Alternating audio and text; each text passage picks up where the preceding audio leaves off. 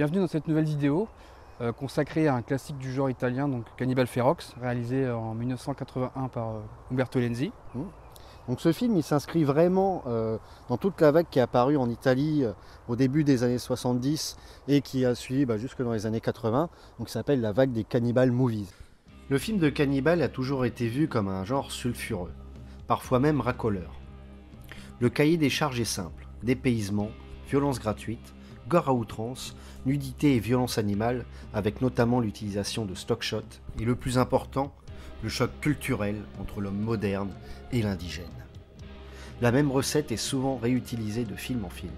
La paternité du genre de film de cannibale est souvent disputée et on peut dire partagée entre notamment Ruggero Deodato avec son Dernier monde cannibale en 77, mais aussi et surtout donc Umberto Lenzi avec Cannibalis au pays de l'exorcisme, sorti en 1972.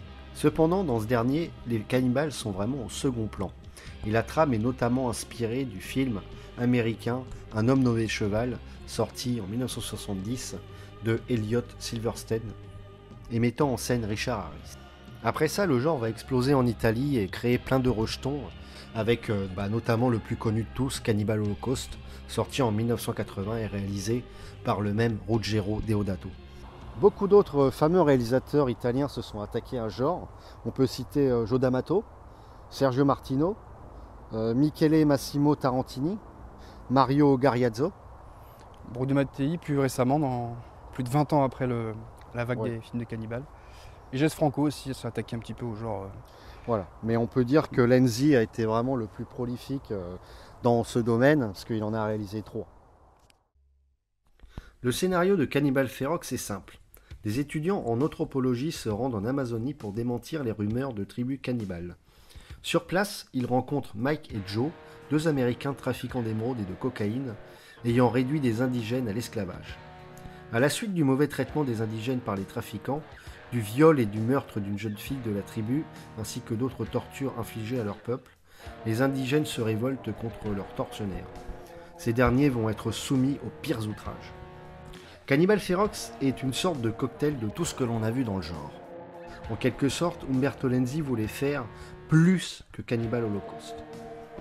De nombreuses scènes de sadisme et de violence extrême parsèment le film. Un anaconda qui s'occupe d'un petit mammifère, l'image d'un petit singe troqué par un léopard, une tortue démembrée, torture, donc des viols, une émasculation à la machette, une scalpation, femme pendue à des crochets plantés dans les seins, tout y est.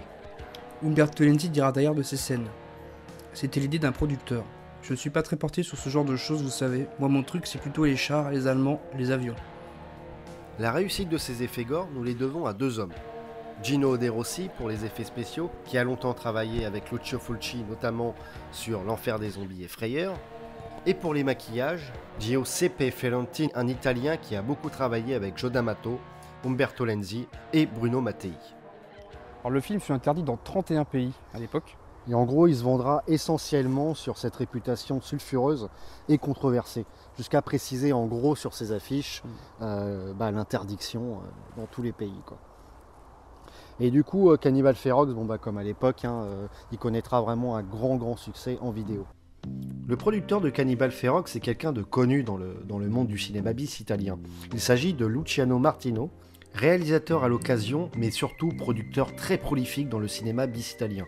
Il a notamment produit beaucoup des films de son frère, Sergio Martino. L'autre producteur du film s'appelle Mino Loy. Il a notamment cité beaucoup de coproductions avec Luciano Martino.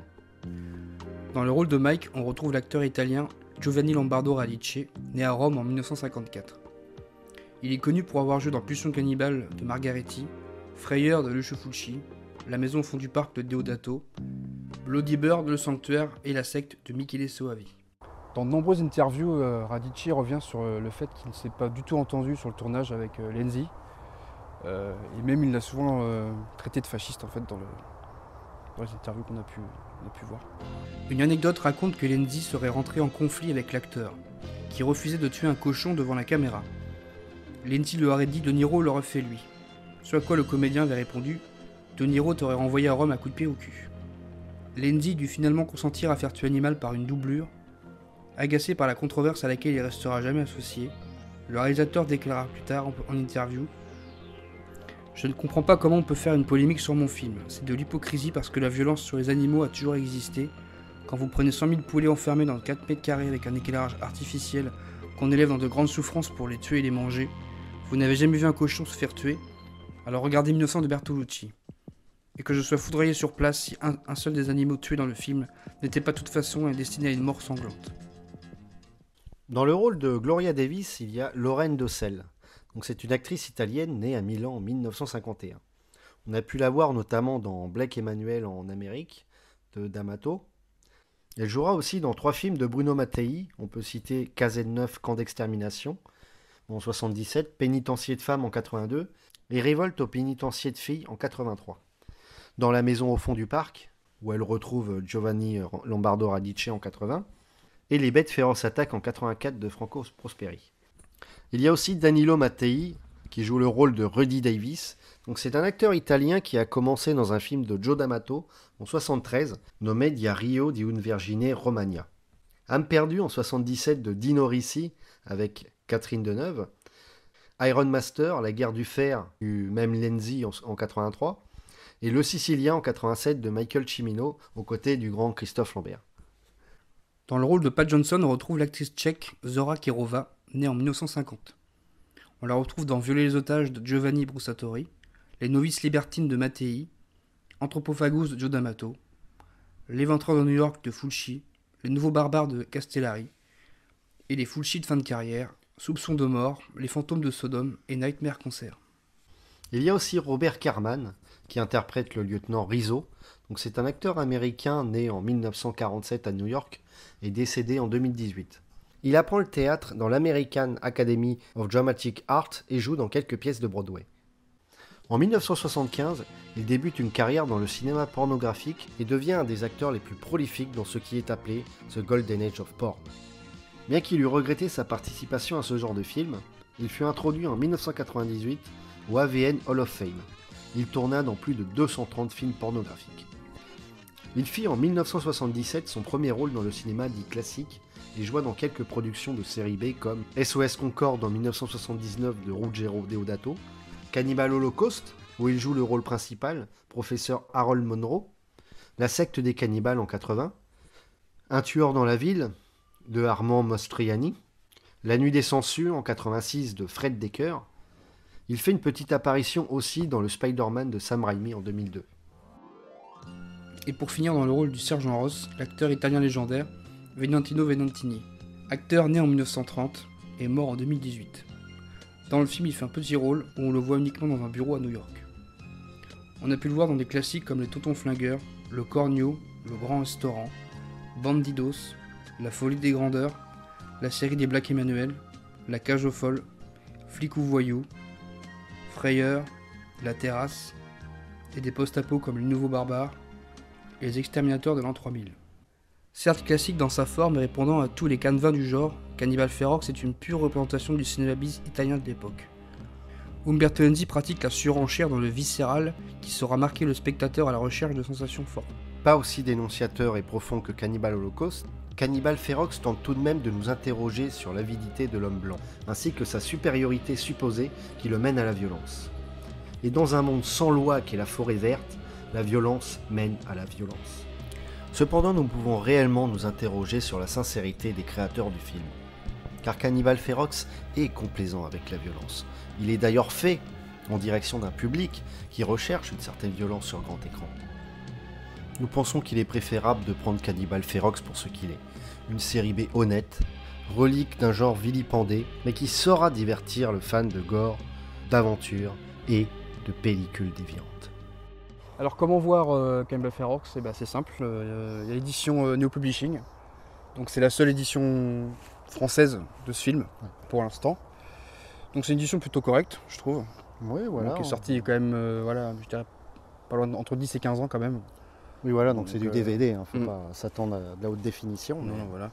Mais bon, c'est un film qui est qualité correcte et qui est trouvable. Ouais, et puis c'est la version non censurée. Oui, donc, version intégrale et qui est vraiment sympa. Puis petite Petite phrase d'accroche derrière qui est sympathique. Attention, en raison de la nature violente et choquante des images, nous déconseillons fortement aux mineurs ou aux personnes sensibles de regarder ce film. Voilà, c'est plutôt amusant.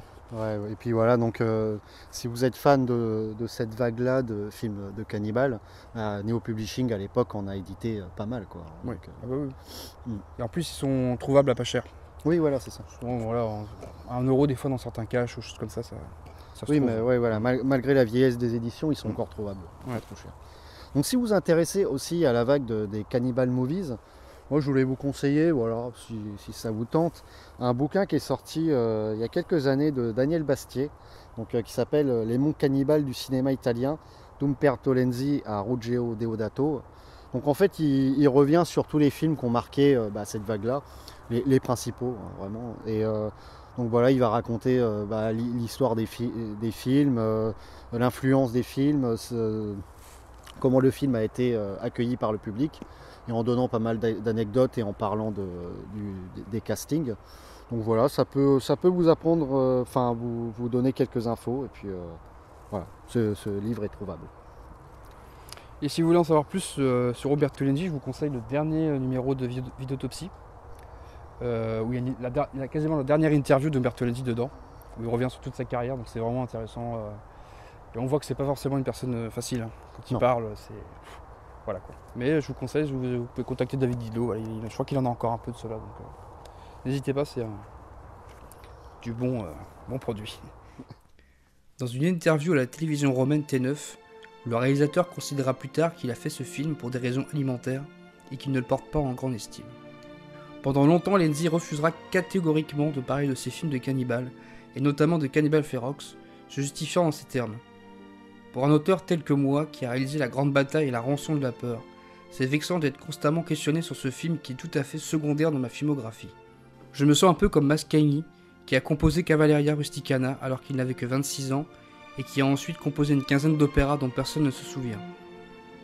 Mascagni déclarera à ce propos « Mon plus grand malheur, c'est que ma première œuvre ait été mon chef-d'œuvre. J'ai été couronné avant d'être roi. Voyez-vous, moi je m'attendais à ce que les chiens verts du désert me couronnent de succès, alors qu'en fait personne ne semble l'avoir vu. Par contre, je continue de recevoir des lettres de compliments pour Cannibal Ferox. C'est le monde à l'envers. »